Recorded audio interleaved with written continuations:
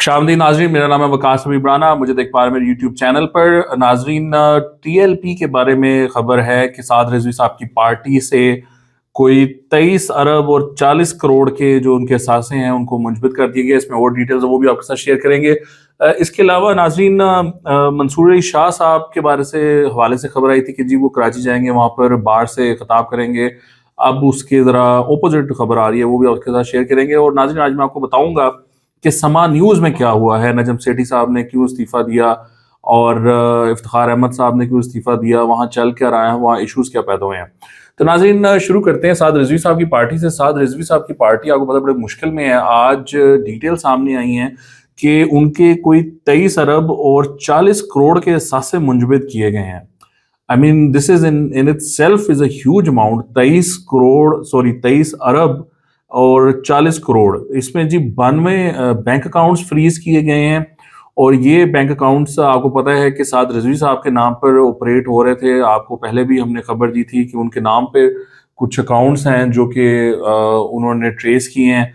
और फिर हुआ ये था कि वो जो उन अकाउंट्स से लिंक्ड अकाउंट्स थे, यानी कि जो अकाउंट्स साद रिजवी साहब के अकाउंट में पैसे भेज रहे थे, यानी कि जो फाइनेंसियर्स थे पार्टी के या साद रिजवी साहब के, उनको भी ट्रैक कर लिया गया था। अब वो कितने हैं जी? वो 90 फाइनेंसियर्स हैं जिनके खिलाफ FIRs हुई हैं। तो आप जरा सोचें कि मतलब मामला कहाँ पहुंचा हुआ था कि 23 अरब 40 करोड़ के असासे, यानी कि उसमें कैश होगा, उसमें प्रॉपर्टीज होंगी, घर होंगे, ऑफिसेज होंगे, दुकानें होंगी, गाड़ियां होंगी, जेवरात होंगे, सारा कुछ जो है ना मिल मिलाकर कोई वो बनता जी 23 अरब और 40 करोड़ रुपया। तो अपेरेंटली तो मेरे ख्याल से साहब, मैंने इतना उनको देखा नहीं। साद रिजवी साहब used to live a simple life, लेकिन अब आप देख लें कि वो अब मामला कहाँ से कहाँ पहुंच रहा है कि 23 अरब 40 करोड़ के साथ से वो निकले हैं। लेकिन नाज़रीन, इससे बड़ी बात जो है वो ये है कि ये जो फाइनेंसियर्स हैं, यानी 90 लोग जो इनको फाइनेंस करते थे, चंदा देते थे, पैसे देते थे, इनके जो मामला थे उसमें इनके साथ चलते थे पैसे के हवाले से, उनके खिलाफ FIRs करना, एक तो मुझे उसकी लीगैलिटी की नहीं समझ आती कि आप कैसे उनके खिलाफ FIRs कर सकते हैं। उन्होंने क्या गुनाह किया है? मतलब मामला ये है ना कि ये पार्टी बनाई एस्टेब्लिशमेंट ने थी, तो एस्टेब्लिशमेंट ने ही उनको कहा होगा कि चलो इनको चंदा चंदा दो। तो वो जब चंदा देते थे वो देते आ रहे होंगे, ये उसके बाद भी जाहिर बात है लोग शामिल हो गए होंगे बहुत से। उनको भी यही ख्याल होगा कि यार ये निकलते हैं, इनका एस्टेब्लिशमेंट का इनके सर पे हाथ है, जनरल फैज इनके साथ मामला करता है, ये धरना देते हैं, कामयाब हो जाते हैं। और कुछ लोग जेन्युइनली, चूंकि वो नारा इनका इतना स्ट्रॉन्ग था लबैक का, तो वो उसके साथ जुड़ते होंगे। अब मुझे नहीं समझ आती कि लीगली उन्होंने क्या ऐसा गलत काम किया है। हाँ, अब पार्टी पर अगर आप पाबंदी लगा देते हैं और पाबंदी लगाने के बाद अगर कोई उनको फाइनेंस करता है तो चलें, वो एक अलग बात है। लेकिन बहरहाल जी, वो बताया गया जी उनके भी खिलाफ FIRs की गई हैं, जिसका मतलब ये है कि इनको बिल्कुल स्क्वीज करने की कोशिश की गई है कि अब इनको कोई चंदा चंदा ना दे और ये बिल्कुल इस मामले में खड़े ना हो सके अपने पैरों पर। और आप ये भी तो आपको बात है ना कि वो साद रिजवी साहब कहाँ हैं? अनस रिजवी और साद रिजवी साहब कहाँ हैं? वो गायब हैं। तो ये एक बड़ी एक मौमा बना हुआ है कि उसके ऊपर इतनी कोई शोर शराबा भी नहीं हो रहा। यानी कि जो पार्टी है उसकी तरफ से थोड़ा सा बहुत कुछ तो आना चाहिए ना। मतलब हम भी कहें कि जी वो पार्टी की तरफ से ये बात आई है, पार्टी कह रही है कि वो कहाँ है, हम भी वो उसको उठा सकें मामले को। लेकिन उनकी तरफ से भी कोई बात नहीं आती, और जो सिक्योरिटी जराए हैं उनकी तरफ से भी कोई बात नहीं आ रही कि जी अच्छा हमने गिरफ्तार कर लिया, हमें मिल गया, या ये या वो। सब चिल माहौल है, सुकून माहौल है, कोई बात नहीं हो रही उसके ऊपर। और अगर वो लेट्स से उनकी तहवील में नहीं है एजेंसीज की या सिक्योरिटी एस्टेब्लिशमेंट की, तो साद रिजवी साहब को कोई मैसेज भेजना चाहिए अपना, वो उनको कोई वीडियो पैगाम, कोई ऑडियो पैगाम कोई आना चाहिए कि जी मैं खैरियत से हूँ, हम तहरीक चलाएंगे, हम ये करेंगे, हम वो करेंगे, हम रद्द करते हैं हुकूमत के इक़दाम को, वगैरह वगैरह वगैरह। लेकिन उस तरह का भी कोई बात नहीं आ रही। तो मैं तो जैसे पहले कह चुका हूँ, मेरा तो यही ख्याल है कि वो जो सिक्योरिटी एजेंसीज हैं, जो पुलिस है, या किसी की ना किसी की तहवील में तो वो लाजमी है, वरना वो कोई ना कोई मैसेज जरूर भेजते। अच्छा जी, मंसूर अली शाह साहब के बारे में खबर आ रही थी कि वो कराची से कराची बार को एड्रेस करेंगे और वो वहाँ से कोई तहरीक का आगाज होगा। वो फिर हुआ ये कि कल वो आपको पता है कि لاہور میں ایک وکلا تحریک نکلی چھوٹی سی, وہ کورٹ سے نکل کر جی پی او تک آئے, کوئی کہتے ہیں 30-35 وکلا تھے, اور انہوں نے مطلب زیادہ تکلیف بھی نہیں دی, وچ از ایکچولی گڈ. وہ آئے, تھوڑی دیر انہوں نے نعرے لگائے, تھوڑی دیر سے مطلب ہے کچھ منٹ, 2-4-5-6 منٹ, اور وہ پھر وہاں سے واپس اندر چلے گئے. آئی تھنک یہی طریقہ ہے, بس اپنا احتجاج ریکارڈ کرائیں اور واپس چلے جائیں. I think that's the right way to do it actually.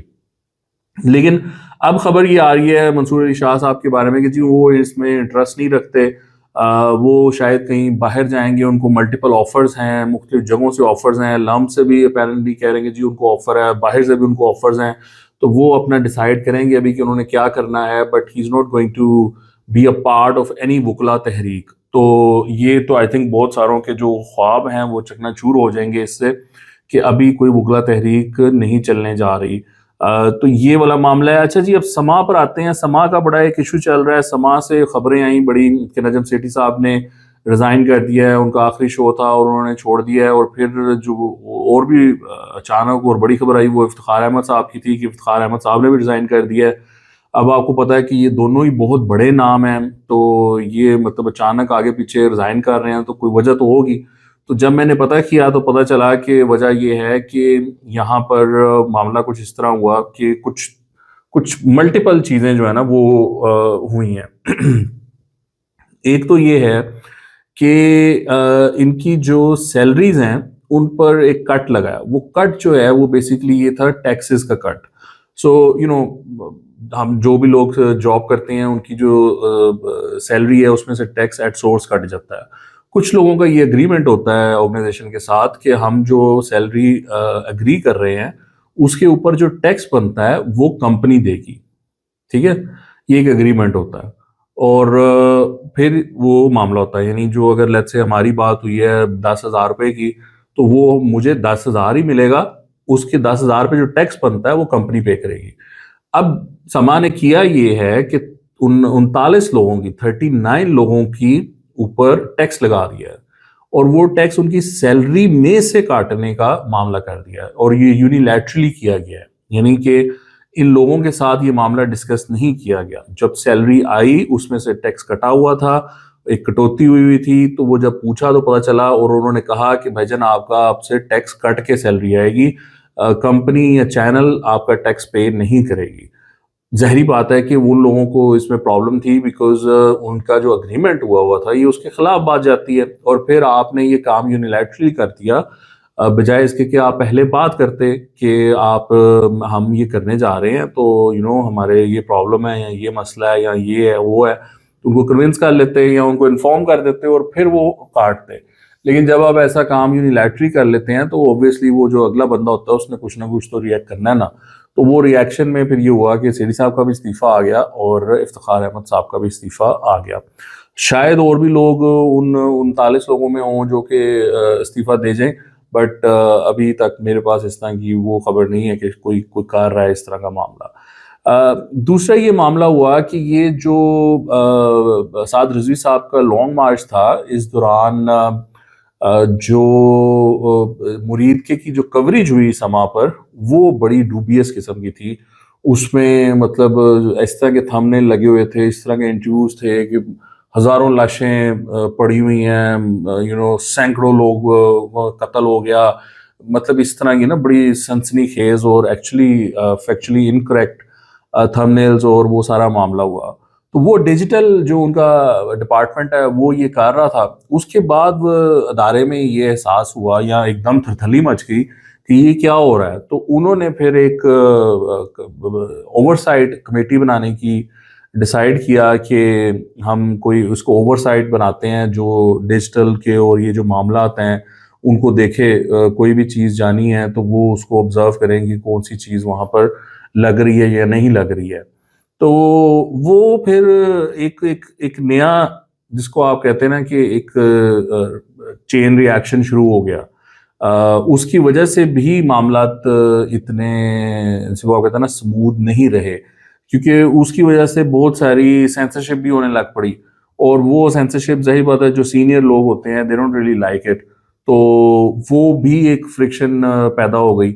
تو اب وہ مسئلہ تو تھا کہ جی وہ جو ڈیجیٹل ڈپارٹمنٹ ہے اس نے کیا ہے, اس کو دیکھنے کی بجائے وہ ایک جو انفراسٹرکچر اس میں لایا گیا، وہ جو شوز ہو رہے تھے ان کو بھی وہ اسی طریقے سے دیکھ رہا تھا یا سینسرشپ کر رہا تھا. سو یہ چیزیں کچھ کمپاؤنڈ ہو کر پھر یہ معاملہ اس حد تک چلا گیا کہ جو لوگ ہیں، سینئر لوگ ہیں، انہوں نے استعفیٰ دے دیا. ماحول اس طرح کا بن گیا وہاں پر وچ از سورٹ آف نوٹ، مطلب مجھے جو بتایا گیا ہے میرے سورسز سے کہ it's not a conducive environment any more. وہ تھوڑا سا خراب ہو گیا ماحول.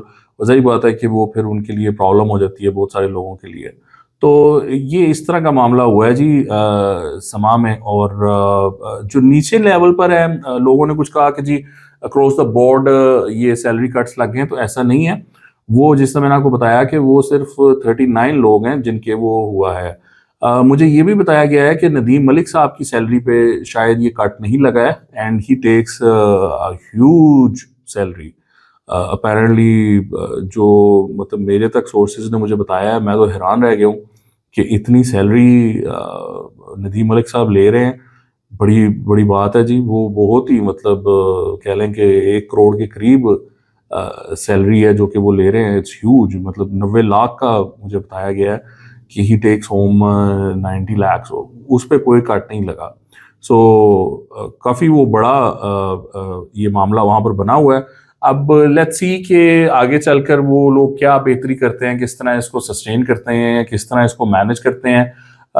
ظاہری بات ہے this is an internal issue, but ظاہری بات ہے کہ جب آپ نجم سیٹھی کے لیول کا بندہ آپ کو چھوڑ کے جاتا ہے یا بہت ساری چہمگوئیاں ہونے لگ پڑتی ہیں، تو پھر فیکٹس کو تلاش کرنا از ہماری ایک ذمہ داری ہوتی ہے. تو وہ صحافتی برادری ہے، تو اس میں سے پھر چیزیں نکالنا، کیونکہ بہت سارے لوگ بڑی غلط باتیں کر رہے ہیں کہ جی وہ پتہ نہیں نچلے لیول پہ یہ ہو گیا، ادھم مچ گیا. تو ایسا نہیں ہے. سما میں جو میں نے پتہ کیا ہے، جو نیچے لیول پر لوگ کام کر رہے ہیں جن سے میں نے بات کی ہے، they are sort of okay with it. وہ ان کو کوئی فرق نہیں پڑا ہے اس ساری چیز سے، and they are satisfied and they sort of like it their.